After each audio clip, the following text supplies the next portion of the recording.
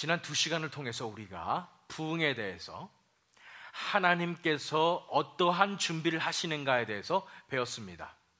먼저 하나님께서 준비하시는 것은 이 부흥을 위해서 열심히 기도할 수 있는 중보 기도자들을 부르시고, 또한 그뿐 아니라 우리에게 비전을 주신다는 것에 대해서 배웠습니다. 그래서 우리 교회가 이 지역사회와 이 지역에 있는 교회들의 부흥을 위해서 중보 기도자로 부름을 받았습니다. 뿐 아니라 하나님께서 이 부흥의 역사가 바로 우리 교회로부터 시작되어야 된다는 그런 비전을 우리에게 주셨습니다. 그래서 우리가 중보 기도자로서, 또한 부흥의 역사를 이루는 그런 일꾼으로서 우리가 이렇게 부름을 받은 것입니다.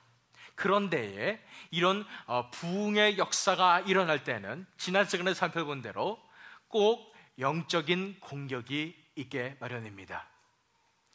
이 영적인 공격은 여러 가지 소스를 통해서 사실은 올 수가 있습니다.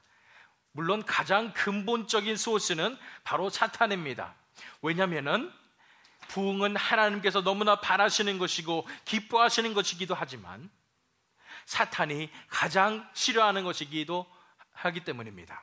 그래서 사탄이 여러 가지 소스로 우리를 공격해 오는 것입니다. 먼저 개개인 한 사람 한 사람 가운데 영적인 공격이 심하게 다가올 것입니다. 영적으로 유혹이 심하게 다가올 것입니다. 저도 이 부흥의 설교를 준비하면서 많은 영적인 개인적인 공격에 시달리는 것을 발견하게 됩니다. 유혹도 평소보다 더 큰 것 같고요, 또 여러 가지 상황 속에서 영적으로 민감해지면서 굉장히 큰 영적인 공격이 다가오는 것을 느끼게 되는 것입니다. 이렇게 개인적인 것뿐 아니라 또한 교회 공동체 내에서도 인간관계가 틀어질 수도 있습니다. 인간관계 속에서 사탄의 공격이 들어올 수가 있습니다. 뿐 아니라 교회 외적인 부분에서도 세상에서의 조롱과 세상에서의 공격도 있을 수가 있습니다.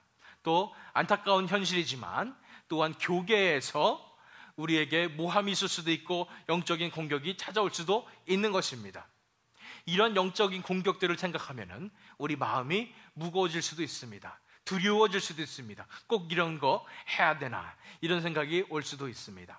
그런데 우리가 생각해야 될 것은 이런 영적인 공격이 찾아올 때에 우리가 명심해야 되는 것은 하나님께서 부흥을 계획하셨으면 하나님께서 이루어 주시고 하나님께서 승리하실 거라는 그런 믿음을 우리가 가져야 하는 것입니다. 제가 스포츠를 좋아하기 때문에 스포츠 경기를 녹화해서 볼 때가 있습니다. 그런데 최대한으로 인터넷에 안 들어가야지, 인터넷에 들어가면은 갑자기 그 결과가 딱 뜰 때가 있습니다. 그러면은 미리 결과를 알게 되면은 굉장히 볼맛이 안 나죠. 하지만 결과를 알아서도 볼 때가 있습니다. 보는 과정에서 정말 안타까운 막 장면들이 갑니다. 누가 이길 것인가? 많이 떨리지만 저는 알고 있습니다. 결과를 알고 있어요. 우리가 이겼지. 알고 있으니까 그래도 편안하게 볼 수가 있습니다. 여러분들이 영화를 많이 보시는지 모르겠지만은 여러분들이 영화를 보러 가려고 했는데 갑자기 스포일러를 딱 읽게 되든지, 그래서 여러분들이 이 미리 결말을 알게 됐습니다. 반전과 결말을 알게 됐다면 그 영화 볼 맛이 떨어지지만 그 영화 가운데 어떻게 될까, 이 사람 죽을까 안 죽을까, 이럴 때도 여러분들은 마지막으로 안심할 수 있습니다. 왜냐하면 그 결과를 알기 때문입니다. 마찬가지로 이러한 부흥의 역사 가운데 영적인 공격이 다가올 때 우리는 흔들릴 수밖에 없지만은 우리는 한 가지를 알아야 돼요. 뭐냐면 하나님께서 승리하실 것이라는 것입니다. 하나님이 우리의 편이시며 하나님께서 우리를 승리케 하실 것이라는 것입니다. 그래서 이 시간에는 우리가 이러한 영적 공격에 어떻게 대비를 하며 어떻게 알며 어떻게 승리할 수 있는지에 대해서 하나님께서 저와 여러분에게 주시는 말씀을 나누고자 하는 것입니다. 그래서 계속해서 부흥 그 세 번째 시간으로 영적 무장이라는 제목을 가지고 본문 말씀 느헤미야 4장 10절로 18절을 말씀을 통해서 하나님께서 저와 여러분에게 주신 말씀을 함께 나누도록 하겠습니다.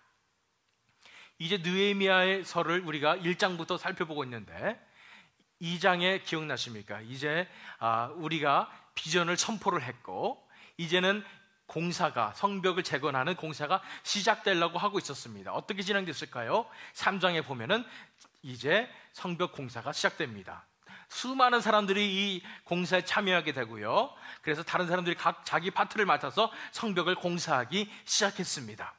이제 우리 본문 말씀이 4장에 가면은 본문 말씀 바로 전엔 6절에서 9절 말씀을 보면은 이 공사가 어느 정도 진행이 되었냐면, 읽겠습니다. 4장 6절부터 읽겠습니다. 이에 우리가 성을 건축하여 전부가 연결되고 높이가 절반에 이르렀으니, 그랬습니다. 성을 건축하기 시작했는데 벌써 어느 정도 됐냐면은 전부가 이제 연결이 됐어요. 성벽이 다 연결이 될 뿐 아니라 높이가 절반에 이르는 그런 역사가 일어나는 것입니다. 이는 백성들이 마음 들여 일을 하였음이니라. 큰 동기를 가지고 비전을 삼고 열심히 일을 했기 때문에 절반가량 이 공사가 완벽하게 되었다는 것입니다.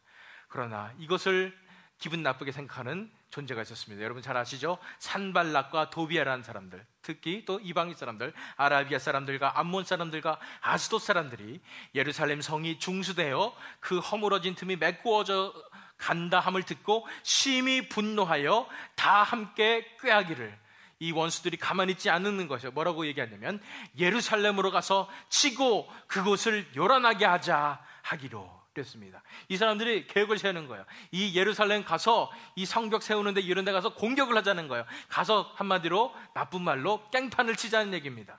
근데 그것보다 더 심한 게 있어요. 왜냐면은 그곳을 요란하게 하자, 이렇게 우리 한글 성경에는 번역을 했지만 이것이 그곳이라기보다는 사실은 이 느헤미야를 얘기하는 것입니다. 느헤미야에게 원어 성경을 보면 상처를 주자, 이런 말이 사실은요, 상처를 입히자, 이런 말이에요. 다시 말해서 그곳을 회방을 놓을 뿐 아니라 공격하자는 것입니다. 가서 잡아 죽이자, 한마디로 이런 얘기를 하는 것입니다. 이러한 말을 듣고 느헤미야가 두 가지로 방책을 세웁니다. 첫 번째 뭐예요? 우리가 우리 하나님께 기도하며 라고 합니다. 가장 중요한 것은 이러한 영적인 공격이 다가올 때 먼저 하나님께 기도하는 것이 가장 중요합니다. 왜냐하면 하나님만이 하실 수 있는 방법을 의지하는 것입니다. 두 번째로 한 것이 있습니다. 그들로 말미암아 파수꾼을 두어 주야로 방비하는데, 이제 경계를 세우는 것입니다. 이제 파수꾼을 세워서 이제는 경계를 서고 방비를 한 것입니다. 그런데 이러한 영적인 공격이 찾아오자 많은 문제점들이 일어났습니다. 이 영적인 공격이 찾아올 때는 그냥 별거 아니네 이렇게 찾아올 수가 없습니다. 굉장히 큰 크기로서 우리에게 다가오는 것입니다. 그래서 먼저 우리가 살펴볼 것은 영적 공격의 커다란 높이 세 가지에 대해서 먼저 살펴보도록 하겠습니다. 이런 영적 공격이 우리에게 다가오게 될 때 어떠한 모습으로 다가오게 되는가를 본문을 통해서 살펴보는 것입니다. 그것을 살펴보기 위해서 먼저 10절 말씀 보겠습니다. 복음서 10절 말씀이에요. 유다 사람들은 이르기를 흙 무더기가 아직도 많거늘 짐을 나르는 자의 힘이 다 빠졌으니 우리가 성을 건축하지 못하리라 하고, 이제 원수들이 와서 공격한다고 그러니까, 영적 공격이 일어난다고 그러니까, 죽일지도 모른다고 그러니까 이 유다 사람들, 그 성 안에 있었던 유다 사람들이 동요하기 시작하는 거예요. 어떻게 동요하냐면 흙 무더기가 아직도 많다고 동요하는 것입니다. 이 흙 무더기는 어떤 무더기냐면은 이 성벽이 무너졌을 때의 잔해들을 얘기합니다. 이 성벽을 세우기 위해서는 이 잔해들을 먼저 다 치워야 되는 것입니다. 그런데 이 잔해가 아직도 이렇게 많이 쌓여 있는데, 그리고 이것을 짐을 나르는 사람들의 힘이 다 빠졌다는 것입니다. 우린 더 이상 못할 것 같다, 이런 기운이 딱 빠진 모습을 보이게 되는 것입니다. 무엇입니까? 유대인들은 부정적인 생각과 영적 탈진에 빠지게 되었다는 것입니다. 이런 영적 공격이 다가올 때 이 영적 공격의 커다란 높이로서 부정적인 생각과 영적 탈진에 빠지게 되었다는 것입니다. 절반이나 사실은 완성이 되었었어요. 절반이나 성벽을 지었지만은 부정적인 생각을 하는 거예요. 아직도 반밖에 못했구나, 절반 이상을 더 해야 되는구나, 우리 힘 다 빠졌어, 이렇게 생각하는 것입니다. 여러분 잘 아시는 내용 있잖아요. 그 한 병의 물을 보고 이것이 반밖에 없어, 이렇게 생각하는 부정적인 생각이나, 아니면 반이나 남았네, 이러는 긍정적인 생각을 우리가 알 수가 있습니다. 그런데 이런 영적 공격이 다가올 때 우리에게는 부정적인 생각이 드는 거예요. 아직도 이만큼이나 남았어, 나는 힘이 없어, 이렇게 생각하게 되는 것입니다. 그래서 탈진해 버리게 되는 것입니다. 현대 교회 가운데서도 이런 영적 공격이 다가올 때 우리에게 처음으로 생각되는 것은 부정적인 생각입니다. 이걸 어떻게 다 해? 부흥이 이루어질 수 있을까? 부흥은 이루어질 수 없을 것 같아. 우리 같은 사람들이 어떻게 감당하겠어? 우리는 힘도 없어. 탈진해버리고 번아웃 되는 것입니다. 그런데 우리가 이 유대 사람들이 기억해야 될 것이 있었습니다. 그들이 바라봐야 했던 것은 그 흙더미가 아니었다는 것입니다. 앞으로 해야 할 일이 아니었다는 것입니다. 그들이 봐야 했던 것은 뭐냐면은 절반이나 완성되었던 그 성벽을 바라봤어야 합니다. 과거를 바라봤어야 됩니다. 그동안 역사하신 그런 하나님의 능력을 바라봤어야 한다는 것입니다. 맞습니다. 우리가 흔들릴 때에, 우리가 영적으로 시험을 받을 때 생각해야 되는 것은 우리 앞으로 어떻게 해야 되나, 부흥이 어떻게 이루어질 수 있나, 우리 삶 가운데 어떻게 하나님의 역사가 일어날까, 이런 것을 바라보지 마시고 우리 삶 가운데 한 걸음 한 걸음 인도하셨던 하나님의 역사를 바라봐야 하는 것입니다. 하나님께서 지금까지 우리를 인도하셨듯이, 하나님께서 지금까지 우리를 붙잡아 주셨듯이 우리 삶을 계속해서 인도해 주실 것입니다.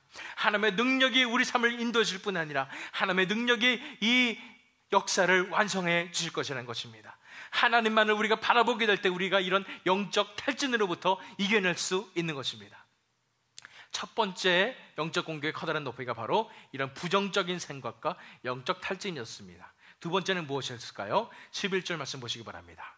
우리의 원수들은 이르기를 그들이 알지 못하고 보지 못하는 사이에 우리가 그들 가운데 달려 들어가서 살육하여 역사를 그치게 하리라 하고 이렇게 얘기했습니다.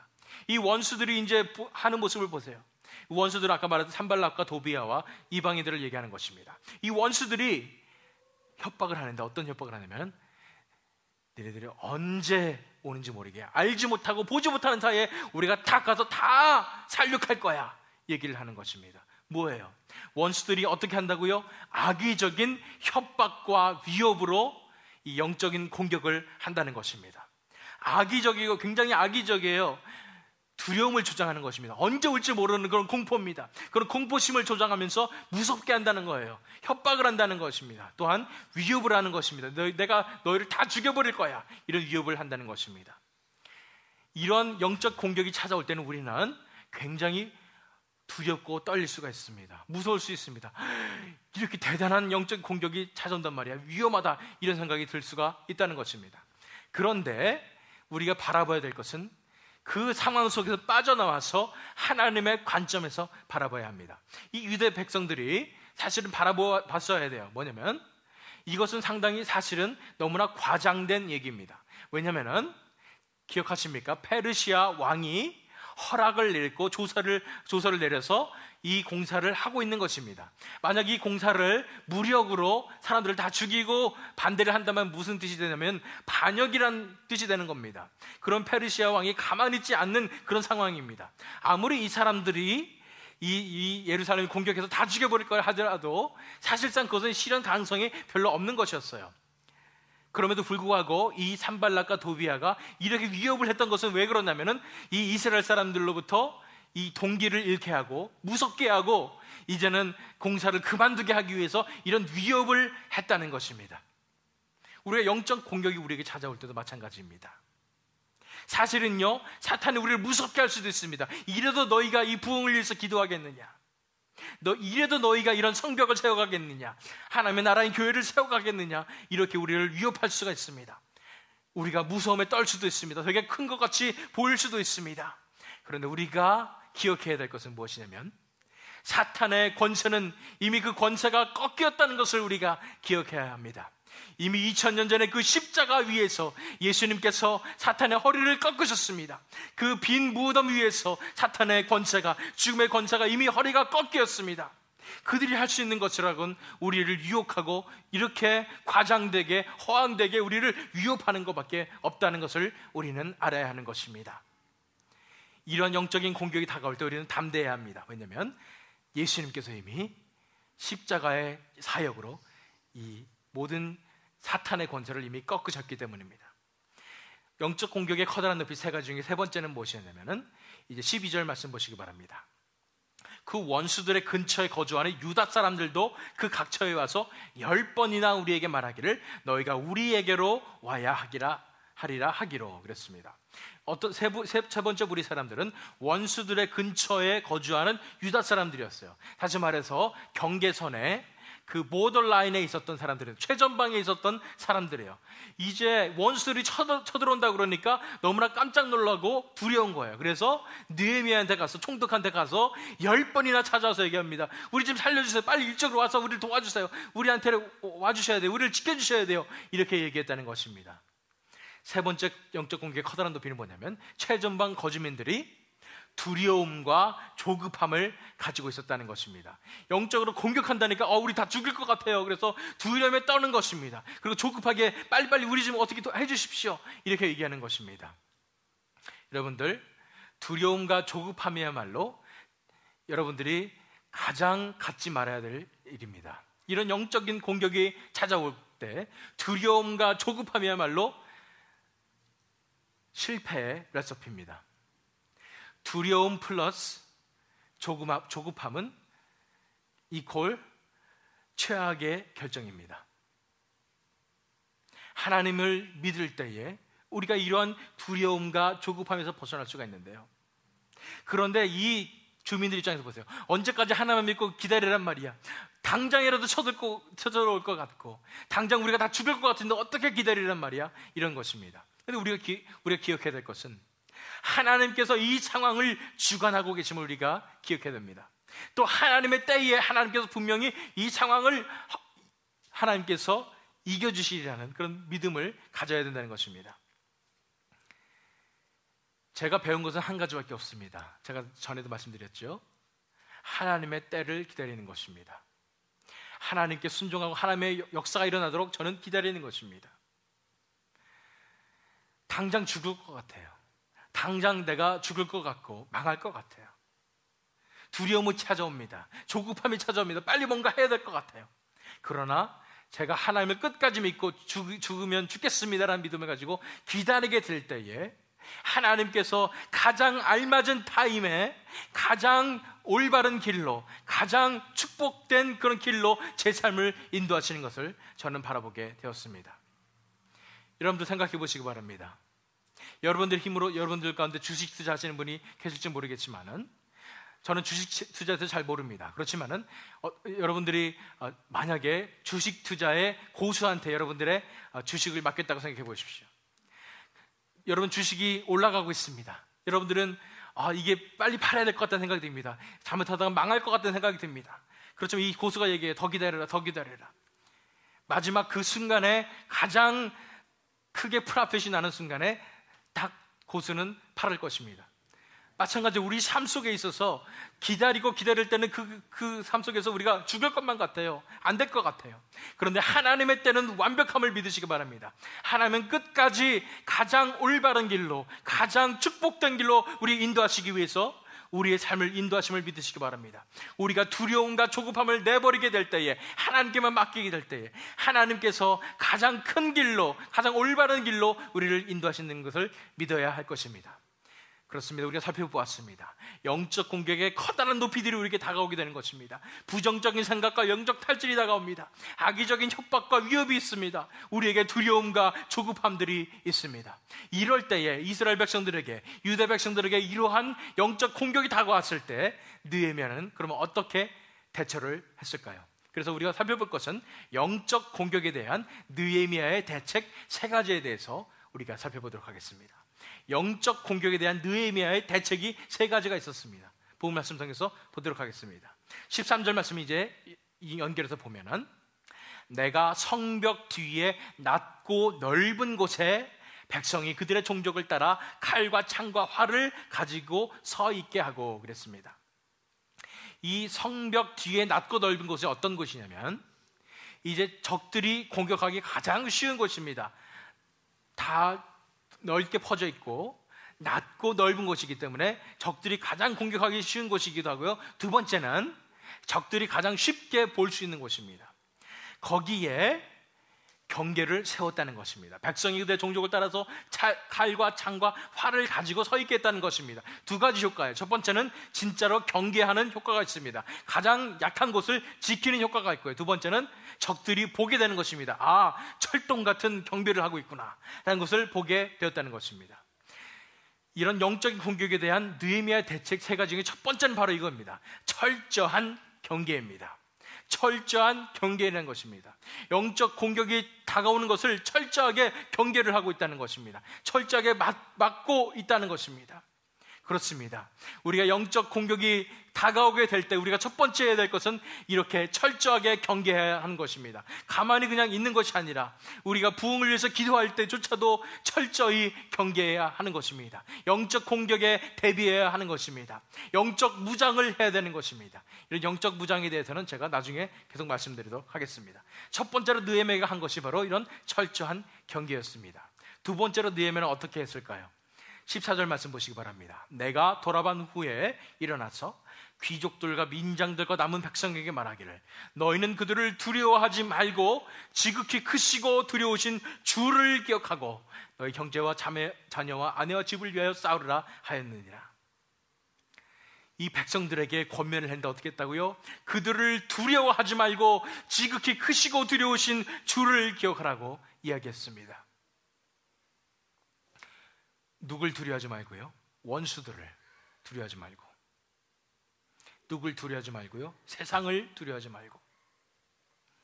우리를 공격하는 모든 것들을 두려워하지 말고. 누굴 두려워하라고요? 지극히 크시고 두려우신 주를 기억하라는 것입니다. 우리가 이런 영적 공격이 다가올 때 우리는 헷갈릴 수 있습니다. 누구를 두려워해야 할 것인가? 우리에게 지금 당장 어려움을 주는 그 사람들을, 그 현실을 두려워해야 될 것이 아닙니다. 우리가 두려워할 부분은 단 한 분, 하나님밖에 없습니다. 그렇습니다. 우리의 원수들도, 우리의 사탄도 사실은 하나님의 이름 앞에 벌벌 떨게 되는 것입니다. 진정으로 두려우신 분은 하나님 한 분밖에 없는 것입니다. 우리가 그 사실을 기억해야 되는 것입니다. 진정으로 하나님만이 진정으로 크고 두려우신 분임을 기억하게 될 때 우리가 가질 수 있는 것은 담대한 믿음입니다. 영적 공격에 대한 느헤미야의 대책 세 가지 중에 두 번째가 바로 이런 담대한 믿음이었습니다. 아무리 커다라 보여도, 이런 영적인 공격이 크게 다가와도 느헤미야는 그보다 더 크신, 더 두려우신 하나님을 바라보게 되었습니다. 하나님의 능력을 바라봤습니다. 하나님의 주권을 바라본 거예요. 그렇기 때문에 느헤미야가 담대한 믿음을 가질 수가 있었던 것입니다. 느헤미야의 대책 마지막 세 번째는 무엇이었을까요? 14절 말씀 하반절 말씀 보시기 바랍니다. 그들을 두려워하지 말고 지극히 크시고 두려우신 주를 기억하고 너희 형제와 자녀와 아내와 집을 위하여 싸우라 하였느니라. 이제는 그냥 경비만 쓰는 것이 아니라 적극적으로 싸우라는 것입니다. 누굴 위해서 싸워요? 너희 형제, 너희 가족들을 위해서, 이 민족을 위해서 싸우라는 그런 말입니다. 이 말을 들을 때 제가 생각이 드는 것이 있습니다.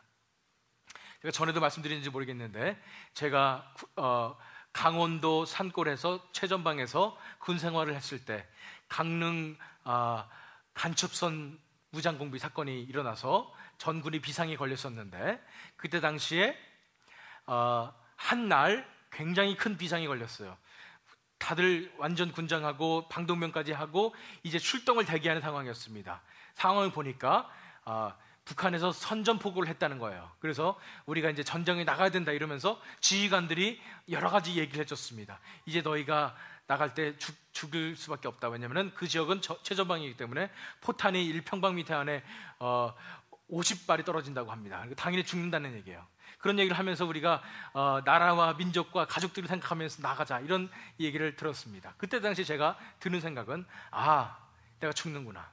그 순간에 갑자기 애국심이 불타오르면서 내가 죽되 나 혼자 그냥 죽진 않겠다. 적을 최소한 2명은 죽어야 내가 그 군인으로서 가치가 있는 것이 아닌가, 이런 생각을 하면서 진짜 내가 내 가족들을 생각하면서 가족들을 위해서 내 목숨 바치겠다, 내 민족을 위해서 목숨을 바치겠다, 이런 사명감으로 불타올랐던 생각이 나는 것입니다. 이런 것처럼 이런 영적 공격이 다가올 때 그냥 우리가 수비만 하고 있는 것이 아니라 느헤미야는 적극적인 대적을 했다는 것입니다. 적극적으로 싸웠다는 것입니다. 우리가 영적 공격이 다가오게 될 때 우리가 해야 될 것은, 세 번째 일은 바로 적극적으로 이런 영적인 공격에 대해서 대적해야 되는 것입니다. 싸워야 하는 것입니다. 성경 말씀에 나와 있죠. 우리가 마귀를 대적하게 될 때 마귀는 물러가게 될 것입니다. 왜냐하면 예수 그리스도의 능력이, 예수 그리스도의 이름이 가장 큰 이름이기 때문입니다. 우리가 예수 그리스도의 이름으로 대적하게 될 때에 이 마귀들은 다 물러가게 되어 있는 것입니다. 이런 영적 공격에 대해서 느헤미야는 이런 세 가지 대책으로 철저한 경계를 설 뿐 아니라 담대한 믿음으로 나가게 됐고, 그 다음으로 적극적으로 대적을 하게 되었습니다. 이제 우리가 마지막으로 살펴볼 부분은 이런 부흥을 위한 영적 무장의 세 가지 단계입니다. 이제 우리가 영적으로 무장을 해야 되는 것을 알았습니다. 이제 부흥으로 나아갈 때 영적인 공격이 있다는 것도 알게 되었습니다. 그것을 우리가 어떻게 대비할 수 있고 어떻게 우리가 영적 무장을 할 수 있는지에 대해서 이제 본문 말씀을 통해서 살펴보는 것입니다. 그 첫 번째를 보기 위해서 16절 말씀을 보도록 하겠습니다. 그때로부터 내 수하 사람들의 절반은 일하고 절반은 갑옷을 입고 창과 방패와 활을 가졌고 민장은 유다 온 족속의 뒤에 있었으며 그랬습니다. 이 수하 사람들이 어떤 사람들에 대해서는 확실하게 나와 있지는 않지만은 분명히 느헤미야가 개인적으로 거느리고 있었던 수하들입니다. 종들이나 아니면 군사들입니다. 그 중에 절반은 일하는 데 보냈고, 중요한 것은 절반은 갑옷을 입고 창과 방패와 활을 가지고 경비를 섰다는 것입니다. 우리가 첫 번째 우리가 기억해야 되는 것은 이것입니다. 영적 무장을 위한 세 가지 단계, 첫 번째 단계는 바로 영적 전쟁을 위해서 중보기도 하라는 것입니다. 우리가 이제는 영적 전쟁을 위해서 무장을 해야 되는 것입니다. 그런데 그 무장하기 위해서 우리가 첫 번째 해야 되는 것은 바로 중보기도를 해야 되는 것입니다. 우리가 중보기도자로 부르심을 받았습니다. 이 지역 사회의 부흥을 위해서, 이 지역의 교회들의 부흥을 위해서 우리가 부르심을 받았습니다. 그런데 우리가 부흥을 위해서 기도할 때에 먼저 우리가 또한 그 똑같은 중요성으로 가지고 우리가 기도해야 할 것은 바로 이런 영적 전쟁을 위해서 기도해야 하는 것입니다.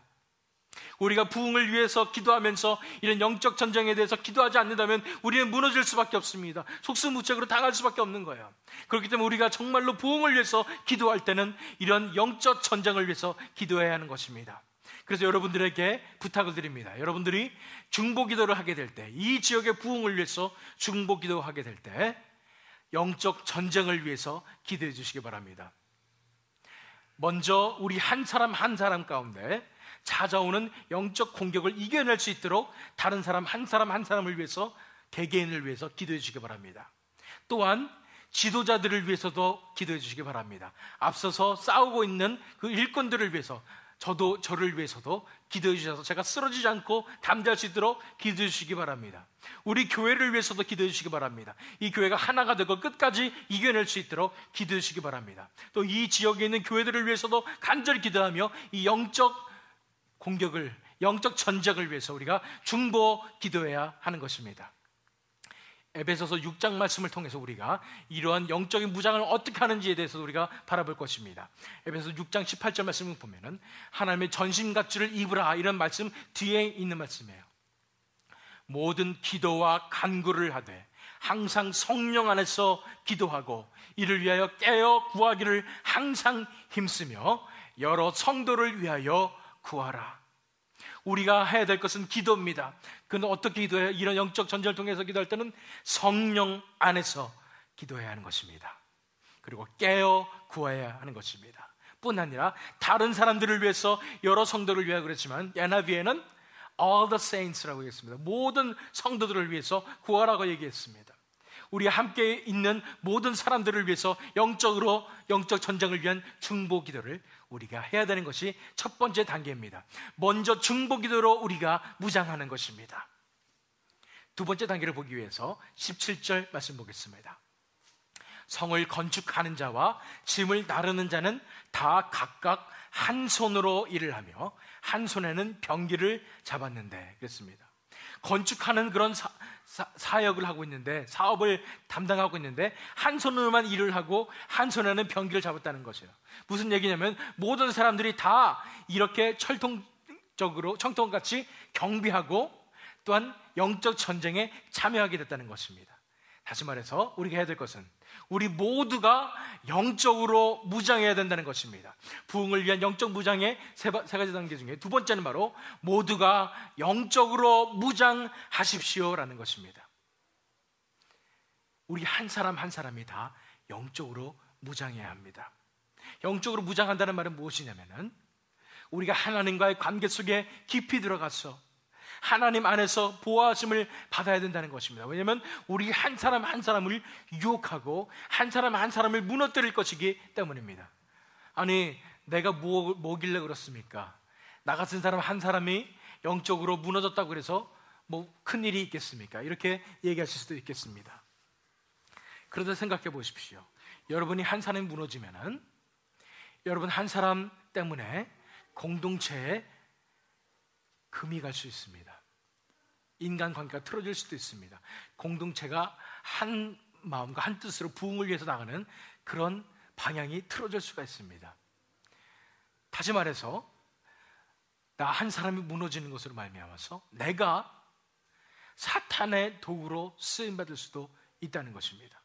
그렇기 때문에 우리 한 사람 한 사람이 기억해야 되는 것입니다. 나 한 사람 한 사람이 영적으로 무장해야 되는 것을 기억해야 하는 것입니다. 에베소서 6장 14절에서 17절 말씀이에요. 이것이 바로 하나님의 전신갑주입니다. 전신에 우리가 갑주, 전신 갑옷을 우리가 입어야 되는 것입니다. 그런즉 서서 진리로 너희 허리띠를 띠고 의의 호심경을 붙이고 평안의 복음이 준비한 것으로 신을 신고 모든 것 위에 믿음의 방패를 가지고 이로써 능히 악한 자와 모든 불화살을 소멸하고 구원의 투구와 성령의 검 곧 하나님의 말씀을 가지라, 이렇게 말했습니다. 첫 번째는 진리로 나가야 됩니다. 진리로 우리 허리띠를 띠는 것입니다. 의의 호심경이라고 그랬는데 호심경은 심장을 보호하는 것입니다. 갑옷 같은 것입니다. 평안의 복음에 준비한 것으로 신을 신고 복음으로서 나아가야 됩니다. 믿음의 방패를 가지고 맞고, 그 다음에 구원의 투구와 성령의 검 곧 하나님의 말씀을 가지는 것입니다.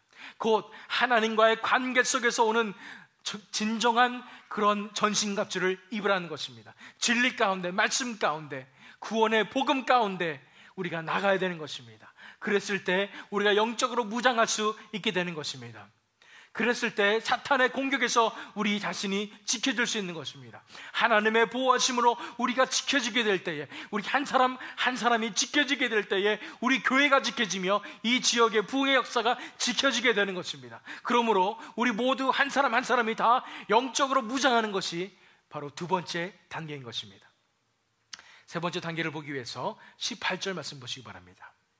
건축하는 자는 각각 허리에 칼을 차고 건축하며 나팔 부는 자는 내 곁에 섰었느니라 그랬습니다. 건축하는 사람들을 다 무장했다고 그랬습니다. 그랬는데 나팔 부는 자가 내 곁에 섰었느니라 그랬습니다. 왜 나팔 부는 자가 서 있었을까요? 적군이 쳐들어오면 바로 나팔로서 경계하기 위해서 그랬습니다.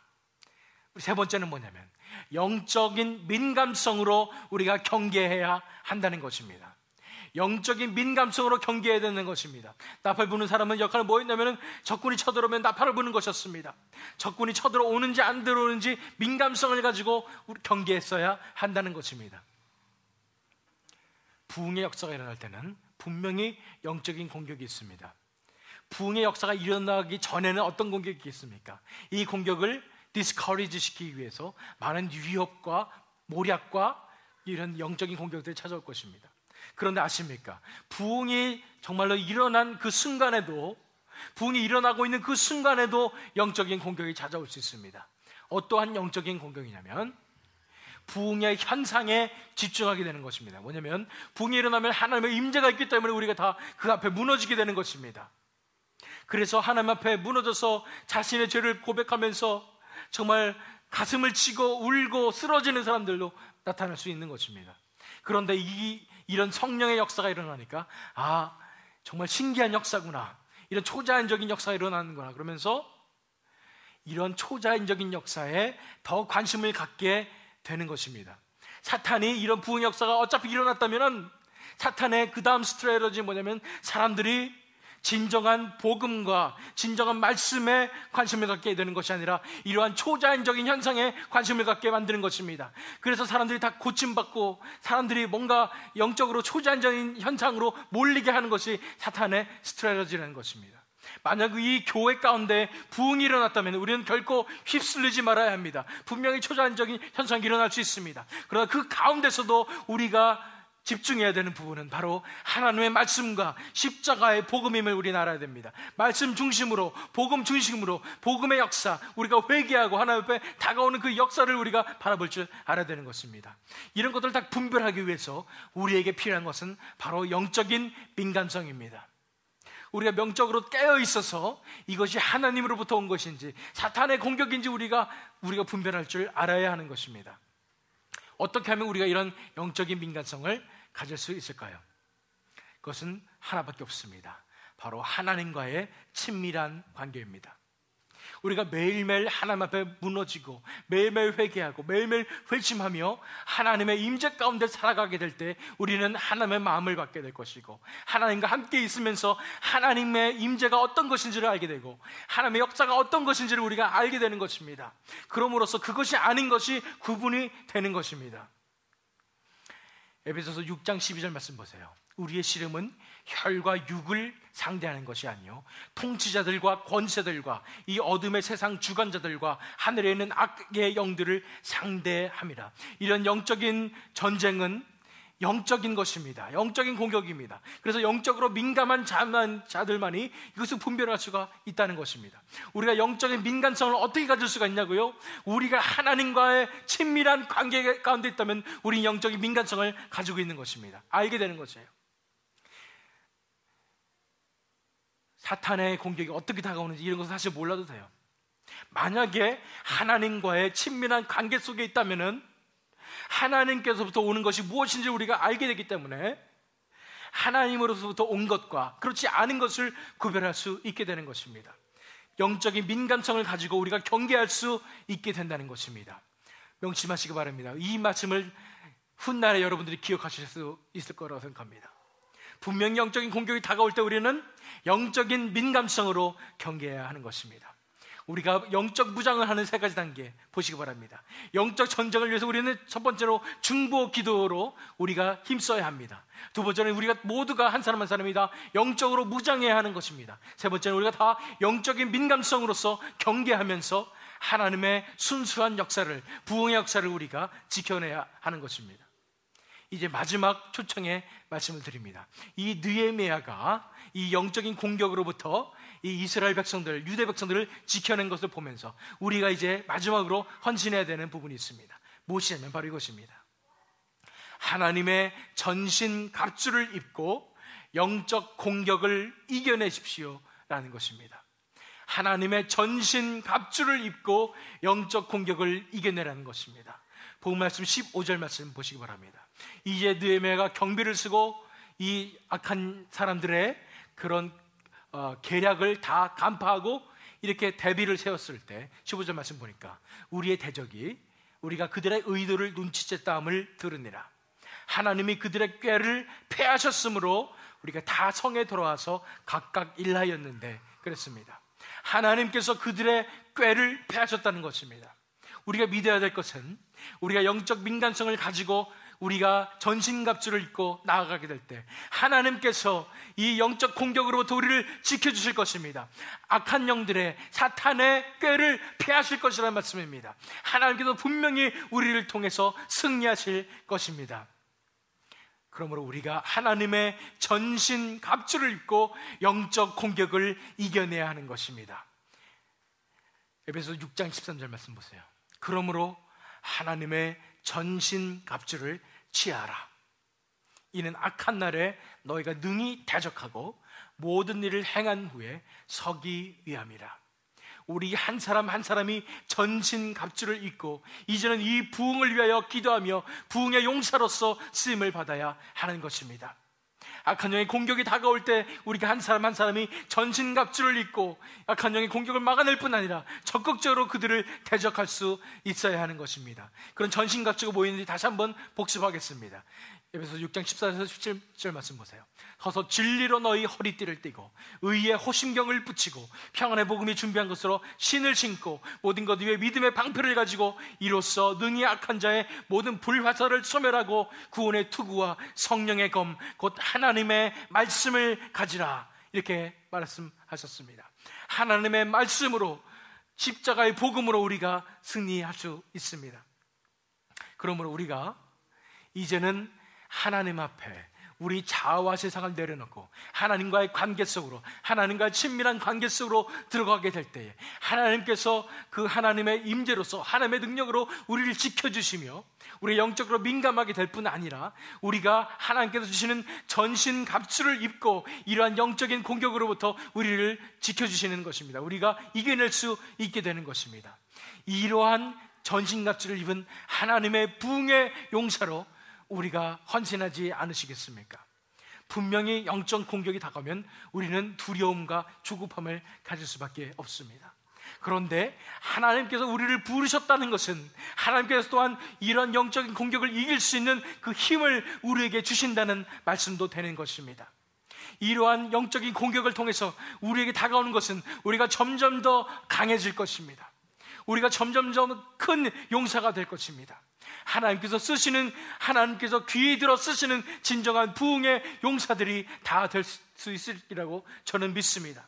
그러므로 이런 영적인 공격을 두려워하지 마시고 이제 담대함으로 하나님께서 분명히 이겨주실 것이라는, 하나님께서 역사하실 것이라는, 하나님께서 승리하실 것이라는 그런 담대한 믿음을 가지고 이런 영적인 공격을 이겨내시는 저와 여러분이 되시기를, 또한 이 월너크릭 하나교회가 되기를 예수 그리스도 이름으로 축원합니다.